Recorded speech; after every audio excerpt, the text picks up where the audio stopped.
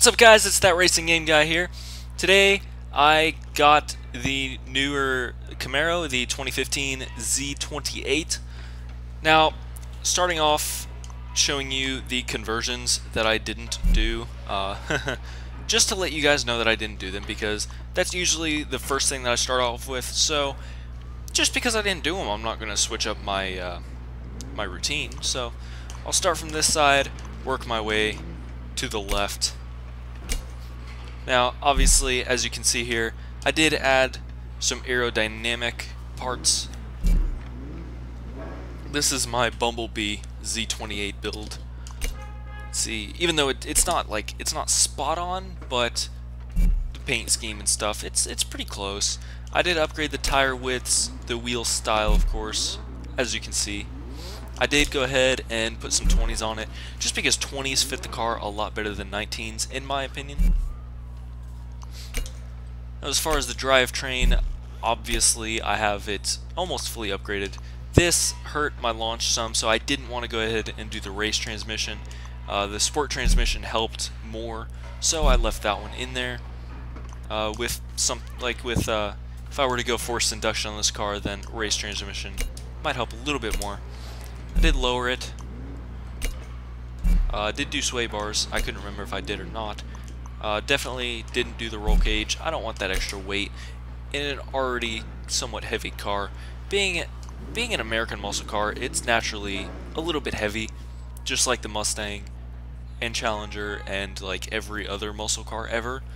So this weighs in at 3,150 pounds after weight reduction. Without weight reduction, it is a perfectly even 3,800 pounds. Now, all this stuff is, let's see, I didn't fully upgrade everything.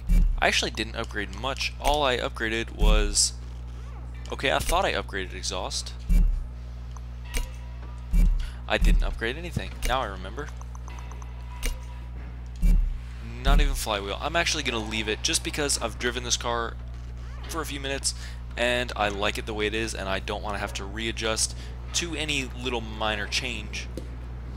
So it's a really simple build. It's pretty much a stock build, just upgraded tires and aerodynamics and driveline and tuned. So pretty basic build, stock Z28 power, Bumblebee paint scheme. Really sweet looking car. This is like what I was talking about with Tomcat when I said that I wanted a Transformers pack. This, I basically made my own here. Made my own Bumblebee. I'm going to go ahead and fast travel down to Nice so I can do some drifting. Just because Nice is like my favorite drifting spot on the entire map. That and Cicerone. Those are really the ideal drifting spots. Alright, now coming in here. I also like the deep dish on the wheels, and the only complaint that I have is that the deep dish on the wheels, especially in the front, makes it look like it has a little bit too much offset, and offset is like how far they stick out. Especially the front looks like there's slightly too much offset, but then again, that could also potentially be from the negative 2.5 degrees of camber that I put on the car for the purpose of drifting. And I just remembered that I didn't show you guys the tune, so here's the tune, basic tune, same tune that I always do pretty much. So just to get started drifting, like I said, I've driven it for a few minutes and I'm very pleased with the drifting ability. It's simple. You have American muscle V8 sound, exhaust sound to it. You have, you're drifting a Transformer basically. Drifting Bumblebee. It's too bad we're not in Tranquility, which is the name of the city in Transformers. I know this because I'm in love with Transformers. Transformers is my thing. Whoa, he just totally pulled out in front of me. Granted, I was doing about 150. Okay, I took that too slow. Usually I take it too fast, but every so often I take it too slow. But let's see.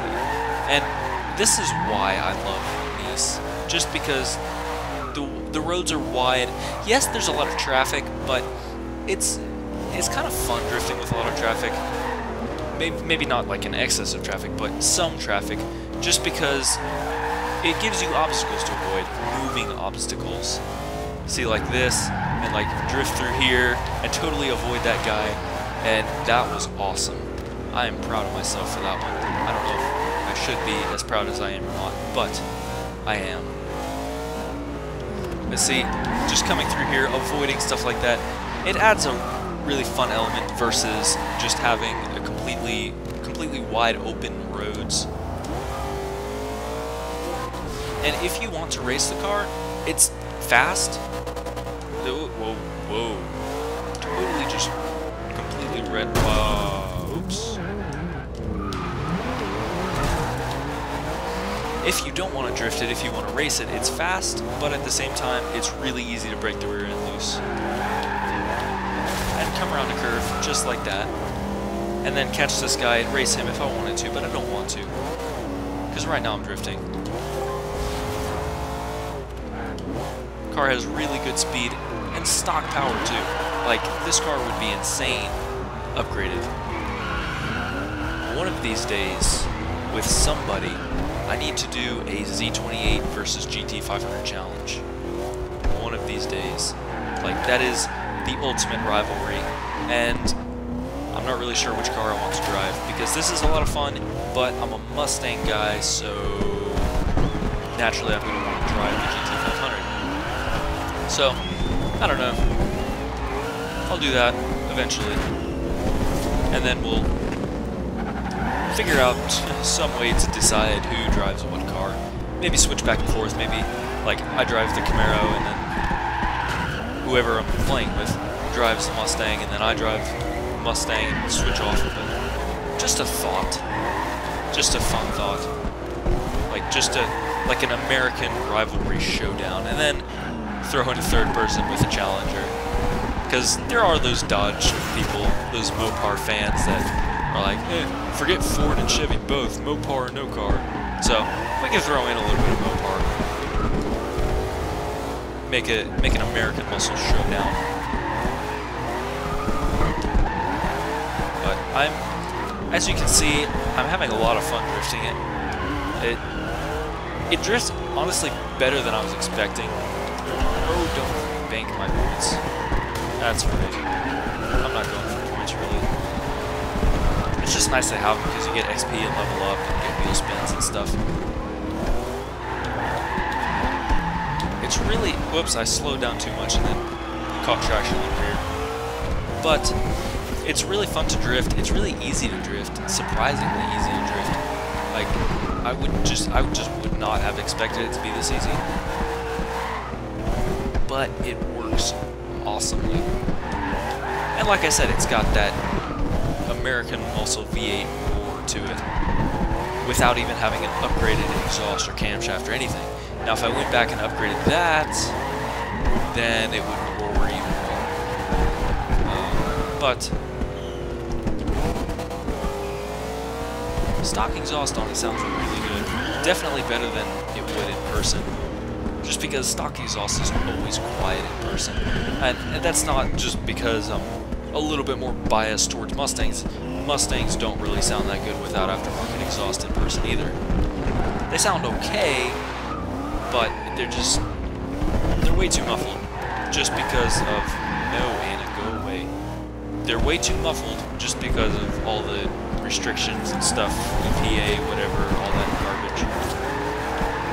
So they're just naturally, like, way restricted from the factory, so they don't really sound good. Except for the Shelbys. And, like, the higher-end Camaros, like, the Z28 probably sounds good in person. I was thinking of, like, base model, just Camaro SS. But one thing I have noticed is that LS motors tend to, in person, I'm speaking like in real life here, They tend to be louder than Ford motors, and I don't know if that's just me, but and probably partially due to larger displacements, just because Chevy has really stuck to Chevy has really stuck to pushrod motors and overhead valve motors, while Ford kind of strayed away from that in 1995? Yeah, because in 1993 was the last year of the Fox body Mustang, and then they kept that same pushrod overhead valve 5.0. They put it in the new SN95 body style, which I'm sorry if you own an SN95, but I don't really know what Ford engineers were thinking when they created that design. I will say no more, but they kept that 5.0, that 302. Technically, it's a 4.94 if you want to be really specific and be really OCD about it. But the same 302 they kept for a couple years, and then they switched to a single overhead cam 4.6, and like I said, Chevy stuck with the overhead valve, and they really kind of perfected that technology and brought it up to 400 horsepower, which you see in the modern Camaros. And Ford strayed from that. Ford went with an overhead cam system, started off with single overhead cam 4.6, 2-valve, and then they basically just started adding cams and valves, and we're like, oh, how much horsepower can we make? So I think Ford is beginning to, I think Ford really likes the Coyote motor and that dual overhead cam 4-valve. So I think Ford, honestly, I think Ford will just kind of keep perfecting and keep building on that for a little while. There's really not much more they can do, but Chevy has gone with bigger displacements and kept the overhead valve, like a 5.7 liter, 6.2, stuff like that. Now, from between 2005 and 2010, Ford had those few really weird years where they made a 3-valve 4.6. So after 2004, like between the SN95 body style and the refined SN95, which is the new Edge, they brought up the horsepower. They added like 50 horsepower to it, but it was still a 2-valve. And then they added another valve in 2005, and then in 2011 they introduced the Coyote motor, which has gotten tons and tons of respect from like everybody pretty much. And it's a very respectable motor, and not to like downplay Chevy or anything, Chevy also makes respectable motors, but I don't know. The major thing that I'm not a fan of in the newer Camaros is the newer taillights. The newer taillights and the newer front end together. The front end, not quite as much. I love the hood they put on the Z28, but as far as like the headlights and the taillights, particularly the taillights in the rear end, I just like the 2010 body style when they first came out. I like the look of that a lot better than the much newer body style, but it's still okay looking. It's still an American muscle car, so. But as far as the game goes, I'm very pleased with this car and the drifting ability. I think it drifts better than my GT500. Then again, my GT500, I didn't leave stock, so it's probably a little overpowered. This has the perfect amount of horsepower for drifting. Like, honestly, if I upgrade anything, I'm just going to put intake, exhaust, and cam just to make it really loud. But I don't want to touch the horsepower much because like I said, it has the perfect amount. And it drifts nicely. Like I said, the tires hook when you want them to, and they don't when you want them not to. Or just every once in a while I spin out like that. That's my fear of adding more horsepower, is just that I'll spin out everywhere. But as far as drag car, I'll probably use an older Camaro. And this is what I'm talking about when I say they hook up. Whoa, don't turn in front of me there. And it handles really good. Like, drifting aside, it handles really well. Second gear, really no wheel spin. Let's see, let me start it from a launch here. Now that I'm on a straight stretch, just give it a little bit of a launch test.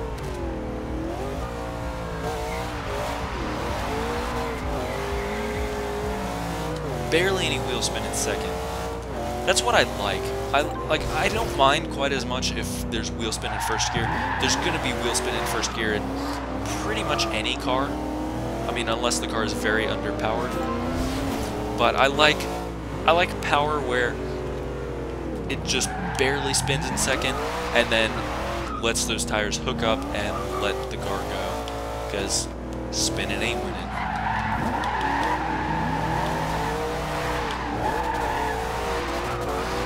Ended on a little burnout there. I hope you guys enjoyed the Bumblebee drifting Camaro Z28. It's definitely been a fun video. Hopefully a little bit informative too. Threw in some stuff about Ford versus Chevy motors. You know, if you don't understand what I'm talking about as far as overhead valve and cams and stuff, it's not really something that I really, dude, really just hit me like that. It's not really something I can fit into this video as far as explaining it. It's not really something I can put into words. They say a picture is worth 1,000 words, so if you're interested, look up a picture. But I hope you guys enjoyed this video. It was a fun video. If you're new to the channel, don't forget to subscribe. Give the video a thumbs up, like the video. Comment down below what you think, any suggestions you may have. Thank you guys for watching.